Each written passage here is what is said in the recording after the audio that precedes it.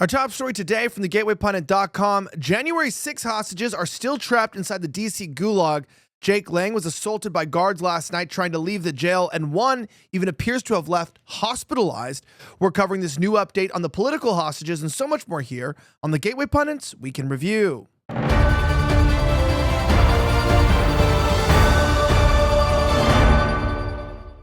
My name's Elijah Schaffer, and this is the Week in Review, where we cover the top 5 stories of the last 24 hours. Our top story today comes from an assistant editor who reported that January 6th hostages are still trapped inside a D.C. gulag. Jake Lang assaulted by guards last night trying to leave the jail. Listen to this. The D.C. Gulag doesn't want to cough up its J6 political prisoners after 4 years and 5 days of endless torture. The jail is still refusing to release its hostages. Sources who were on the ground last night protesting until 1 a.m. were told that the Metropolitan Police and D.C. jail are refusing to release all of the hostages for fear the doors would be rushed and more protesters would be needed to clear out first. Now, 2 hostages were secured last night and released. Another 20 remain inside a D.C. jail today, expected to be released live, and watch the stream right now. Now, when January 6 political prisoners Jake Lang, who has spent 4 years and 5 days incarcerated without a trial, was packed and waiting to be released, he was brutally swarmed and assaulted inside the jail by prison guards, Lieutenant Allen and his emergency response team. Now, he said, "Hey, Elon Musk, they are still holding me and 20 other J6 political prisoners hostage inside the Washington, D.C. jail gulag and won't let us leave. I was swarmed and assaulted by prison officials, including Lieutenant Allen and his emergency response team, thugs last night while sitting all by himself." Now, historic release of J6 hostages live outside D.C. jail. Again, reminding you guys that this is pretty crazy, right? We're talking about, you hear, the prayers by the rabbi, like, "Lord, would you release the hostages from Gaza?" What about the hostages of Americans that are currently in our prisons? We can care about foreign countries, and I know a lot of you do, and it's completely, fine. It's your own political opinion. But to mention another country's political prisoners, it's like both Israeli and American. It's like, but what about Americans and the J6 hostages? Like, what about those first? What about America first? Like, we can care about our allies later. We can care about Americans that are in a foreign war in a foreign country. But what about the ones that are here in our borders right now? Shouldn't those take priority?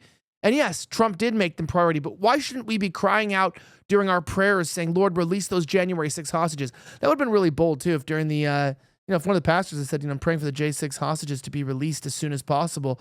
Political prisoners in our country, it's a shame. It's literally a SHIT stain on our entire, reputation as a nation.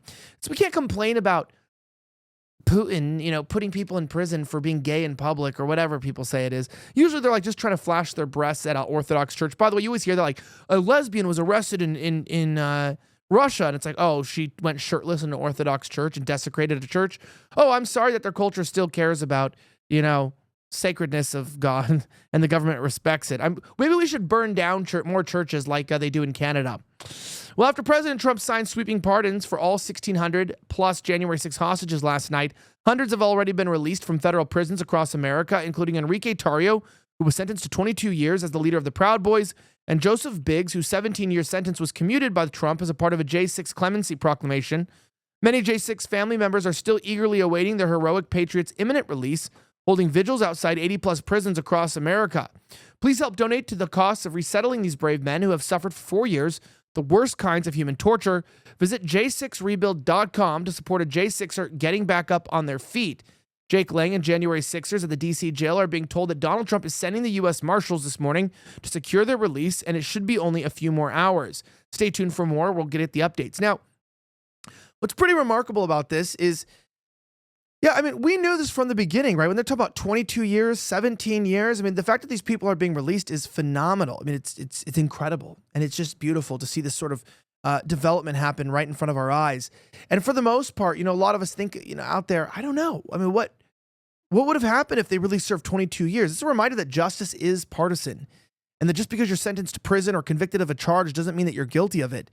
Sometimes people are just charged or accused of things for political reasons, and that's just normal political accusations. I mean, the truth of the matter is that these people are losing their minds. And you have other people out there who are losing their minds just as much, even on our side. We've been infiltrated with tons of leftists, a lot of these atheist people who are just walking around, using phrases like the woke right and all these crazy things, when in reality, the true evil is the corrupt deep state, these globalists and these national banking cartels who are financing wars all across the country. Maybe they should stop focusing on fighting commentators and focus on actually fighting real enemies. I don't hear a lot of these people talk about these guys who are in jail and the injustice is done to them. Maybe we should get our minds back in the right direction. I think so. Now, that being said, obviously nobody likes getting older, especially when the muscle weaken. Now, this makes activities so hard and less enjoyable. I know I'm getting older, and honestly, you do lose a lot of energy just trying to get out of bed. But what if you could actually get stronger with age? Now, celebrity fitness trainer Tony Horton at 66 claims that he's found a simple method, and it takes just 1 to 2 minutes a day.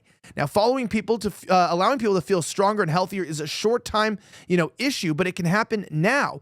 I mean, you think, hey, I want to feel good tomorrow? You should check this out. Because age-related muscle loss, which starts between 40 and 50, is natural, but it can hinder daily tasks. People lose about 0.5% to 1% of muscle mass annually, contributing to an increase of frailty and vulnerability that falls among the elderly. Horton, known for training stars like Bruce Springsteen, says that his approach can combat this muscle loss and even build new muscle. Now, viewers on platforms like Facebook have shared this positive message, and obviously they watched this video and it changed their life. Now, individual results may vary, but you can find out how to get your energy back today and your strength back at tonyprotein.com/pundit. That's TonyProtein.com/pundit. That's tonyprotein.com/pundit today. Make sure that you figure out today how you can be increasing your strength and feel stronger than you have in years at tonyprotein.com/pundit. Now, that being said, cleaning house, President Trump reveals the first 4 people that he has fired, over 1,000 more to come. Colin Linebarger reports this is incredible. Now, President Trump is not wasting time draining the swamp as he embarks on his mission to save America once more. Now, Trump took to Truth Social early Tuesday morning to announce the first 4 people that he had canned upon taking office. None of these should come as a major surprise to TGP readers, especially one certain infamous general. Our first day in the White House is not over yet. An excited Trump wrote on Truth Social, "My presidential personnel office is actively in process of identifying and removing over 1,000 presidential appointees from the previous administration who are not aligned with our vision to make America great again. Let this serve as an official notice of dismissal for those 4 individuals, with many more coming soon," he added, before the big reveal in apprentice-style fashion. Jose Andres from the President's Council on Sports, Fitness, and Nutrition, Mark Milley from the National Infrastructure Advisory Council, Brian Hook from the Wilson Center for Scholars, and Keisha Lance Bottoms from the President's Export Council. You're fired. He wrote that on Truth Social. Now, Milley's firing perhaps will be the most satisfying of all. As Jim Hoff reported yesterday, the disgraced general is one of the many corrupt figures pardoned by Joe Biden right before he left the Oval Office for the final time. Milley was one of the architects of the worst American foreign policy blunder in history. His response to his own ineptness was to focus on the woke military agenda. Milley was also making promises with China to warn them about any possible U.S. attack. Now, Andres is a far-left Trump-hating chief who has regularly preached the virtues of open borders for years. This unquestionable role played in him receiving the Presidential Medal of Freedom from Biden earlier this month. Now, Lance Bottoms is a former Atlanta mayor and a Biden advisor who assisted him on his re-election campaign. That is until Biden was forced out in a coup led by Nancy Pelosi and Barack Obama. Brian Hook served as Trump's Iran envoy during his first term in office before announcing his resignation in August of 2020. He was also a close ally of neocon former Secretary of State Mike Pompeo. These 4 people are just a small drop in the ocean compared to what's coming. Reports indicate that Trump intends to fire over 1,000 additional Biden cronies in a house cleaning unlike anything America has seen in decades. Now, Trump is sending a clear signal that he will not allow deep state bureaucrats to sabotage his administration by slow-rolling his initiatives and leaking sensitive information to the corporate media. This should rightfully make the political establishment tremble in fear. You can find out more at thegatewaypundit.com. Now, of course, when we're talking about these people and the individuality of what's going on, I mean, these people did betray our nation. They betrayed our trust. They spat in our face, and they mocked us for years under the Biden regime. It's nice to finally see that Trump is bringing some massive wins, and it feels extremely good. Now, that being said, one Cali business owner used one trick to make his store theft-proof. Shoplifters caught visibly annoyed on cameras. Listen to this. A shoe store owner in Fresno, California has learned the hard way to implement some creative solutions to lessen the impact of smash and grab robberies on his business. Roman Gonzalez, who owns the store Drip on Drip, experienced a break-in shortly after the new year. After a car smashed through the window of his business, several people piled out of the car to empty the store, according to WXIN. But they left 30 seconds later, looking visibly frustrated on the store's security footage because there were almost no items inside to steal. If they would have looked through the window, they would have saved themselves some time and energy from even trying to break in, Gonzalez told the outlet. Check out this video we have for you. We'll express exactly what he did. It's played on the news. Check this out. Watch. Story that was caught on camera, a group of thieves breaking into a local shoe store overnight. And this is the second time this has happened in just over a year there. Tonight, the saddened store owner sharing his frustration. Our Brianna Bias reports. Local business owner Roman Gonzalez showed up to work to this scene this morning. The front of his store boarded up after thieves broke in overnight. But those thieves left disappointed because the shoe salesman was one step ahead. The shoe store Drip on Drip at River Park boarded up after a break-in overnight. Seeing the building that you're working out of almost every day really hard just be damaged, it's shocking. It happened just after 3 a.m. Monday.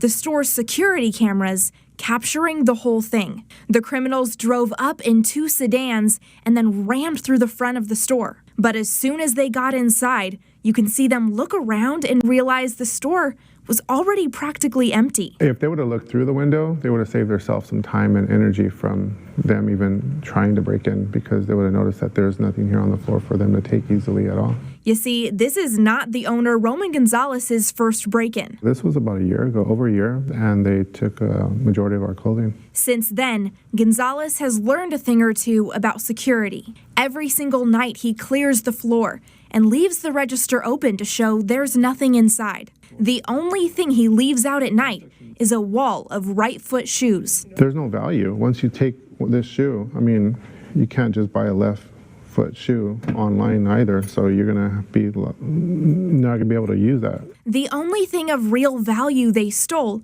were some pairs of shoes for the needy. They did take some donation shoes that I give away to the community here for the teenagers that come in, and I want to make sure that they have some new kicks. So they did take those pairs. As sad as Gonzalez is to see yet another break-in, he's thankful his security plan worked, and he's going to keep moving forward. Let's hope they get caught and,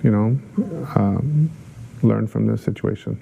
I asked Gonzalez if he would feel safer having some traffic safety poles like this one over on his sidewalk as well, and he said the River Park Shopping Center is already discussing that option. In Fresno, I'm Brianna Bias, KC24, local news that matters. Yeah, local news that matters. I mean, look, the fact that these people are doing this is not really a surprise. I mean, there's obviously a very similarity between shoe thieves, right? They're everywhere around the country. Be very careful when you see shoe thieves around the corner.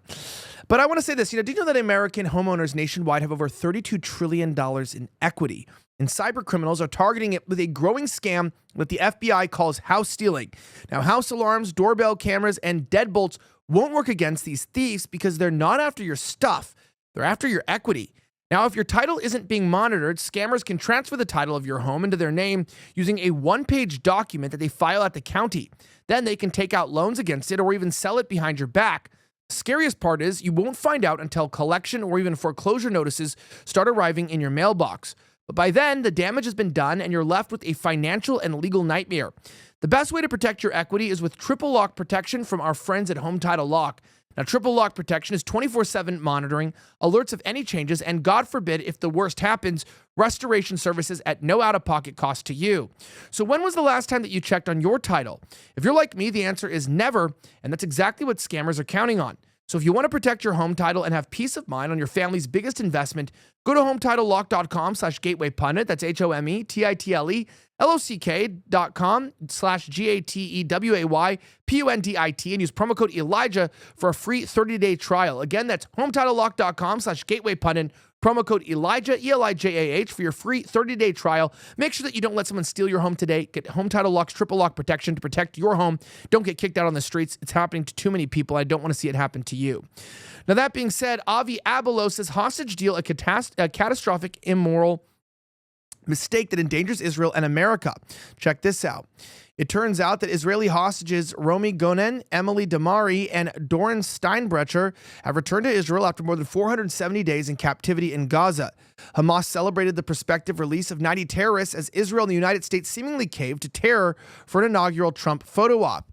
This is Doron Steinbrecher at the handover in Gaza. To the last moment, they surrounded and tormented the hostages. There's an image there that you can see. An incoming White House National Security Advisor, Mike Waltz, stated that he was relieved that these 3 brave women are no longer suffering at the hands of Hamas terrorists in the tunnels below Gaza and are once again with their families. More to come. Guys, we're about to get another 41 days of horrifying footage like this. If we can't use this opportunity to expose Hamas barbarity and systematic disinformation campaign, we're all truly screwed. They're handing us this footage on a silver platter. Let's not blow it. Now, going down here, speaking to NBC News, President Donald Trump said that he had told Israeli Prime Minister Benjamin Netanyahu, just keep doing what you have to do. This has to end. We want it to end, but to keep doing what has to be done. Now, that being said, respect. The United States has to get respected again, and it has to get respected fast. But respect is the primary word that I use, Trump said. If they respect us, the truth will hold. If they don't respect us, all hell will break out. Meanwhile, thousands of Hamas supporters are jubilating in Gaza at what they see as a victory. The deal that allows Hamas to survive does not free all the hostages, but frees almost 2,000 hardcore killers and terrorists from multi-year sentences in Israeli jails. Any honest observer should be able to look at the footage emerging from Gaza featuring genocidal anti-Semitic chants, glorification of terrorism, the near lynching of hostages, and a well-fed civilian population and confront 3 fundamental truths. Gaza is profoundly sick, number 1. As an American journalist, Caroline Gleek, wrote that if the U.S. wanted a deal, it would have had one that didn't require these murderers to go free. All Washington needed to do was to threaten Egypt, Qatar, and Turkey, Hamas's state sponsors, with actual sanctions for their harboring of terrorists. But no pressure whatsoever was brought to bear on Hamas. In fact, by the way, we didn't even cut off foreign aid to Egypt when we just cut off foreign aid to the rest of the world. So Egypt got legitimately foreign aid, I think, even skyrocketed right now, them in Israel and Jordan. So I don't know what you guys think, but I mean, ultimately speaking, this is really not a huge win for the anti-Hamas crowd. But I mean, look, a lot of you guys, really do love Israel. And I think, it's totally up to you to support who you want to. I'm more of an America First guy personally. I don't typically support any side in this war. I don't like what we're doing with our tax dollars over there, but I know that this network is a staunch supporter of Israel and what they're doing, not in this war, but just in their ability to survive. And so whether this network loves Israel and you hate them, whether you're like me and you're neutral and you don't support either side and you're America First, or maybe you're pro-Palestinian, you're an anti-Israel. I'm not really here to dictate how you think, but I will say that it is important that you do take into consideration what is the best for America. And I really hope that Trump can figure that out. I genuinely hope that he can. It is in my best interest and yours that he does.